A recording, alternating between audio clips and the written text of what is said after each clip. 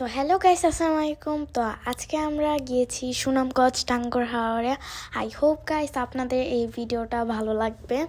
তো আমরা নিয়েছি ITA এক্সপ্রেস, আর বোটটা খুবই সুন্দর ছিল। আর আমরা একটা কিং ডিল্যাক্স রুম নিয়েছি। আর এখন আমার বাবা ছাদে যাচ্ছে। আর উপরে ছাদের ভিউটাও খুবই সুন্দর ছিল, কিন্তু এই সময় সুনামগঞ্জে খুব কড়া একটা রোদ ছিল, তাই আমরা ছাদে এত যাইনি। আর যেমন কি আপনারা দেখতে পাচ্ছেন, এখনও বোটটা ছাড়া হয়নি। এটা 8টার দিকে ছাড়া হবে। তো এখন বাজে 6টা 7টা। তো এখন বোটটা ছাড়া হয়েছে, আর আমরা সবাই মিলে এনজয় করতেছি। আর আশেপাশের ভিউটা তো খুবই সুন্দর ছিল।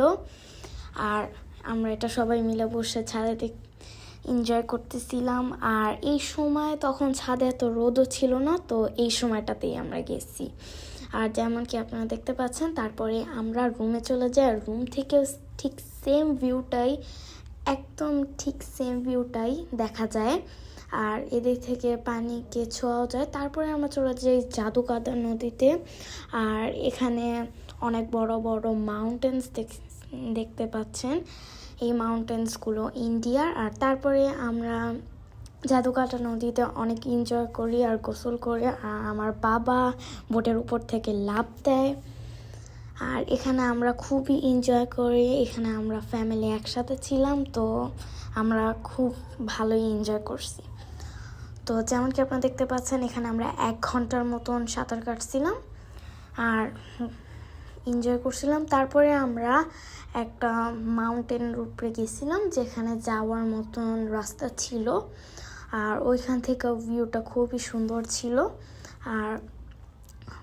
আর জাদুকাটা নদীর যে পানিটা খুবই ফর্সা ছিল, আর একদম ক্লিয়ার ছিল, কোনো ডাস্ট ছিল না। তারপরে আমরা চলে যাই একটা লেকে, নীলাদ্রি লেক। আর এই লেকের পাশে অনেক বড় বড় মাউন্টেন ছিল। মাউন্টেনগুলো ইন্ডিয়ারই। আর এখানে একটা ঝর্ণাও ছিল। তারপরে আমরা একেবারে নীলাদ্রি লেকের কাছে চলে আসি। আর এখানে আমার বাবা এমনি হাঁটাচলা করছিল, আর আমার তো এখানে একটা ফ্রেন্ডও ছিল।